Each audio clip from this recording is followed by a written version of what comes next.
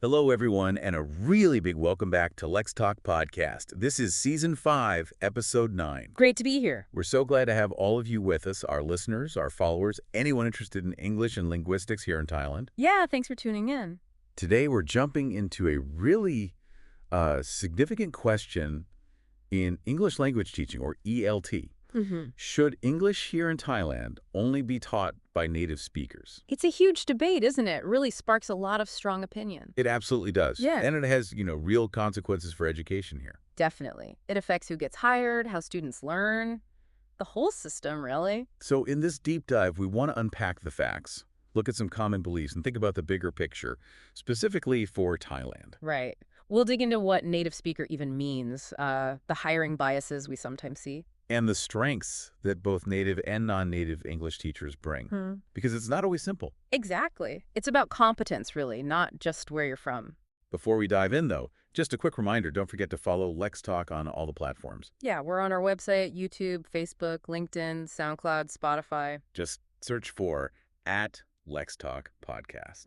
Okay, let's get started. Let's do it. So this term native speaker, when you hear that, what's the standard picture?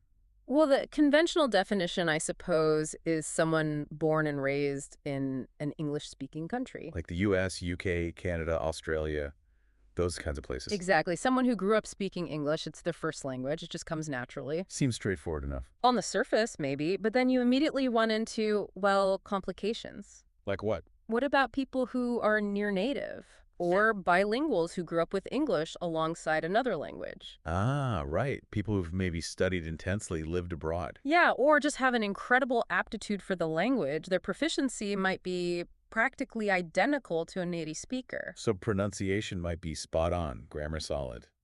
Maybe just a hint of an accent sometimes, but they understand the nuances, the culture of the language. Okay, that already makes the native-only idea a bit fuzzy. It does. And then think about it in the Thai context. Yeah. You could have a Thai teacher, right? Someone who has worked incredibly hard, maybe passed exams at a C2 level that's near native fluency. Okay. Now, compare them to, say, a recent graduate from a native-speaking country who just arrived, maybe has zero teaching experience or training. I see where you're going. Who might actually communicate more effectively with Thai students, who understands the specific learning challenges they face.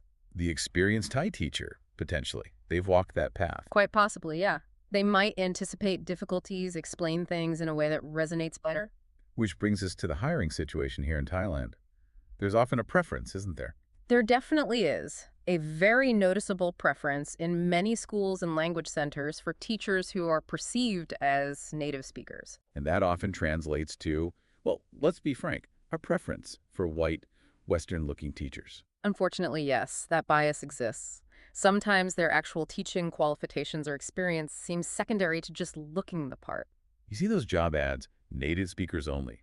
Yeah. But they rarely define what that means. Is it passport, accent, skin color? Exactly. It's often vague, and that vagueness allows biases to creep in. And this creates inequality, right? Yes. It pushes aside really skilled, non-native English-speaking teachers, NNESTs. Hugely, especially talented teachers from, say, other Asian countries or African countries where English proficiency might be incredibly high. You mentioned the Philippines earlier. Yeah, that's a classic example. You have Filipino teachers who are highly qualified, often with excellent English skills and fantastic classroom results, but they might get paid less or find it harder to get certain jobs just because they don't fit that narrow, often undefined native speaker mold. Even if their students are thriving. Even then, the perception, the bias can unfortunately overshadow proven ability. Okay, so that's the bias side. But let's be fair. What are the perceived strengths of native English-speaking teachers, the NESTs? Why do schools want them? Well, there are definitely valid points. People often highlight their natural command of the language. Meaning? Things like pronunciation, intonation, the rhythm of speech. It's intuitive for them. And idioms, slang. That kind of authentic, everyday English. Exactly. Stuff that's harder to pick up from textbooks. They often feel very comfortable just, chatting and getting students talking. And bringing in cultural stuff, like insights from the UK or the US. Yes, that too. They can share authentic cultural context naturally. Plus, many nests come from educational backgrounds that really emphasize student-centered learning. More communicative activities, group work, that sort of thing? Potentially, yes.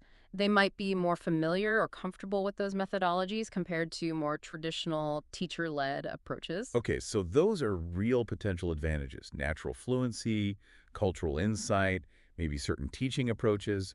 For sure. But again, these are tendencies, not guarantees. Not every native speaker automatically embodies all of these perfectly. Right. And that brings us to the other side. The strengths of non-native English-speaking teachers, NESTs. What do they bring to the table? Oh, quite a lot. I think one of the biggest things is their own learning experience. You mean because they learned English as a second language themselves? Precisely. They know what it's like. They understand the struggle, the common pitfalls, the areas where Thai learners specifically might have difficulty. Like specific grammar points or pronunciation challenges? Yes, they've likely faced those same hurdles. This often translates into greater empathy and crucially targeted teaching strategies. That makes a lot of sense, a kind of shared understanding. It really does. It can build rapport and Yeah. trust.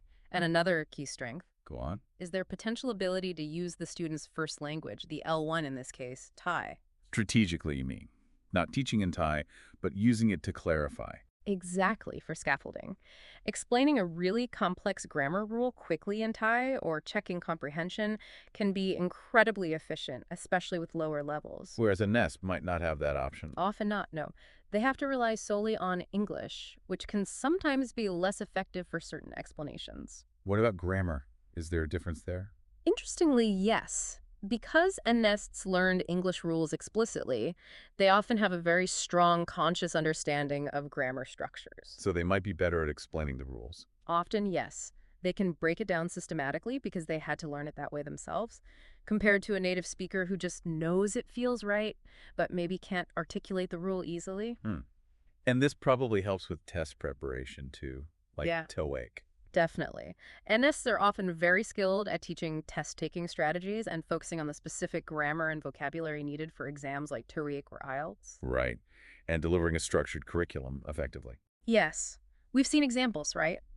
Thai teachers teaching advanced TOEIC prep classes entirely in English, getting fantastic results for their students. Yeah, those examples really drive the point home. They really do. It shows that high-level teaching achieving great outcomes isn't exclusive to native speakers. So when you weigh it all up, the biases, the distinct strengths of nests, the distinct strengths of NNESTs, what's the takeaway? Well, it seems pretty clear that students actually benefit most from having both. A mix of teachers. You're getting the best of both worlds. Kind of, yeah. Exposure to natural, authentic input from nests, and perhaps more structured, empathetic guidance and L1 clarification from NNESTs. So the focus shouldn't really be on native versus non-native at all. I really don't think so. It feels like a distraction sometimes. What should the focus be on then? Competence, skills, things like how good is their English objectively? How well trained are they as teachers? Their professional development, right? Are they continuing to learn? Exactly. And their teaching style, their personality, their empathy, how well do they connect with students? Those things seem way more important than just where someone happened to be born. Absolutely. Which is why this idea of collaborative teaching models is so appealing. Where NESTs and NNESTs work together. Yeah, share resources, co-teach, learn from each other's strengths. That kind of environment seems ideal for student learning. It leverages everyone's unique skills. It does. And it brings us back to that quote, doesn't it? Which one? Not all native speakers are good teachers, and not all good teachers are native speakers. Yes. Simple, but really sums it up. Skills matter more than origin. Precisely. Okay, this has been a really insightful discussion. It feels like we've peeled back some layers on this native speaker debate. Hopefully, yeah. The main point, I think, is that focusing too much on the native label can make us lose sight of what actually makes teaching effective. Which is? Skills, passion, training, understanding the learners, all that good stuff. Not just the passport. Not just the passport. Moving beyond that helps create a fairer and probably better ELT environment here in Thailand. Agreed. So, looking ahead, we're actually nearing the end of Season 5. Wow, already it's flown by. It really has. For our final deep dive next time, we're going to shift gears a bit. Oh, what's the topic? We'll be exploring how English is being used and how it's evolving as a lingua franca, a common language right here within the Alasian countries. Ooh, that sounds fascinating. English in a regional context. Exactly. So definitely join us for that one. It should be a great way to wrap up the season. Looking forward to it. And one last reminder for everyone listening, please do follow and subscribe to LexTalk. Find us on the website, YouTube, Facebook, LinkedIn, SoundCloud, Spotify. Everywhere. Just search at LexTalk Podcast to stay connected. We love having you as part of the conversation. We really do. Thanks again for joining us today. It's been great. Until next time. Let's talk. Let's learn. Let's LexTalk.